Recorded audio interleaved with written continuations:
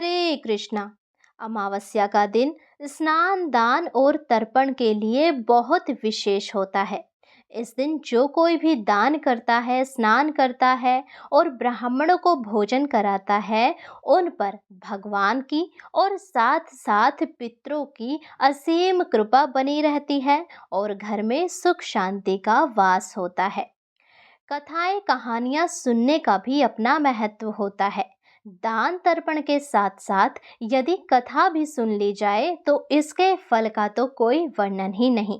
आज मैं आप लोगों को आषाढ़ अमावस्या व्रत की कथा सुनाऊंगी। आइए बिना देरी किए कथा आरंभ करते हैं।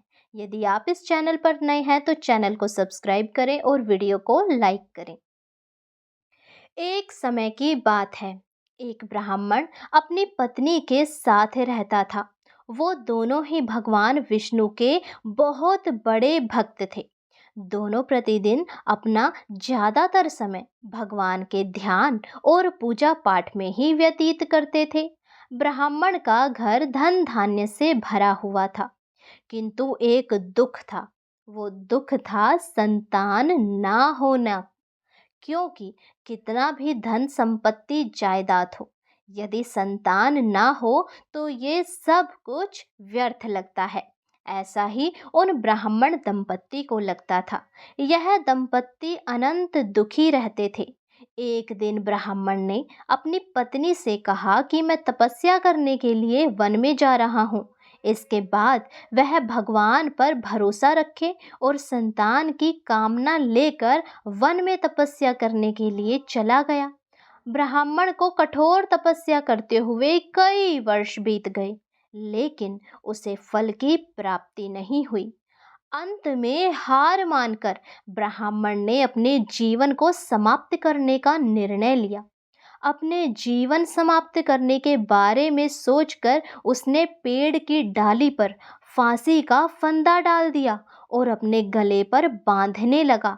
तभी वहां पर सुख अमावस्या प्रकट होकर बोली, हे ब्राह्मण, तुम्हारे भाग्य में 7 जन्म तक कोई संतान नहीं लिखी, किंतु मैं तुम्हें 2 कन्या का वरदान देती हूँ। तुम अपनी एक कन्या का नाम अमावस्या रखना और दूसरी का नाम पूनम रख देना। तुम अपनी स्त्री से कहना कि वह 1 वर्ष तक सुख अमावस्या का व्रत रखे और अमावस्या के दिन 1 कटोरी चावल भरकर उस पर दक्षिणा रखकर दान कर दे। सुख अमावस्या की बातें सुनकर ब्राह्मण घर आया और ये पूरा वृतांत उसने अपनी पत्नी को सुनाया। सुख अमावस्या के आदेश अनुसार ब्राह्मणी ने व्रत करना आरंभ कर दिया। कुछ दिनों बाद ब्राह्मण के घर 2 कन्याओं ने जन्म लिया, जिसमें से एक का नाम अमावस्या और दूसरी का नाम पूनम रखा गया। जब ब्राह्मण की दोनों बेटियां बड़ी हुई तो ब्राह्मण ने उनका विवाह कर दिया। बड़ी बहन अमावस्या धार्मिक प्रवृत्ति की थी। वह काफी समय भगवान की पूजा और धर्म कर्म में व्यतीत रहती थी। इसके विपरीत थी पूनम, जो कि भगवान को बिल्कुल नहीं मानती थी। बड़ी बहन अमावस्या के घर में सुख समृद्धि का भंडार था, पर छोटी बहन के घर में दरिद्रता छाई हुई थी। जब बड़ी बहन अमावस्या को अपनी छोटी बहन पूनम के बारे में पता चला तो वह बहुत दुखी हुई। तब अमावस्या अपनी बहन के लिए ढेर सारा सामान लेकर उससे मिलने गई। छोटी बहन के घर पहुंचकर अमावस्या ने उसे 1 वर्ष तक सुख अमावस्या का व्रत करने की सलाह दी और साथ ही अमावस्या ने अपनी बहन को व्रत की विधि भी बता दी और कहा कि तुम 1 वर्ष तक सुख अमावस्या का व्रत करना और 1 कटोरे में चावल भरकर उसे दान कर देना। ऐसा करने से तुम्हारे सभी कष्ट दूर हो जाएंगे और घर में सुख समृद्धि आएगी। फिर क्या था, पूनम ने अपनी बड़ी बहन की बात मानी और बिल्कुल वैसा ही किया।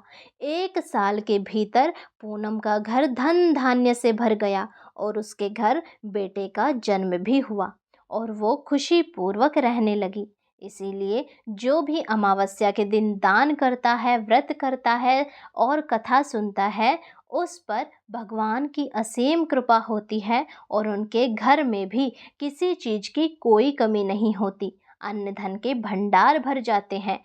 इहलोक और परलोक दोनों सुधरते हैं। भगवान की असीम कृपा बरसती ही रहती है। तो बोलो हरे कृष्णा राधे राधे। जो भी इस कथा को सुनता है उसके घर पर भगवान साक्षात विराजमान होते हैं और अपनी कृपा दृष्टि बनाते हैं। साथ ही पितरों का आशीर्वाद भी प्राप्त होता है। इसीलिए जितना हो सके इस कथा को स्वयं सुने, अपने घर वालों को सुनाएं और वीडियो शेयर करें, ताकि आपके एक शेयर से किसी और का भी भला हो सके। राधे राधे। जय श्री कृष्णा।